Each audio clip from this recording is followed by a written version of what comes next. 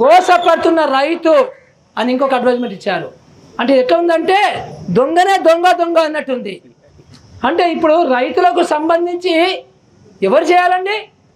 ఈ రాష్ట్రం నుంచి గత 10 సంవత్సరాలలో 10 నుంచి 12 లక్షల కోట్ల రూపాయలు కేంద్రానికి పోయినవి. మరి 50% పన్నులు అక్కడికి పోతున్నవి, 50% పన్నులు రాష్ట్రంలో ఉంటేవి.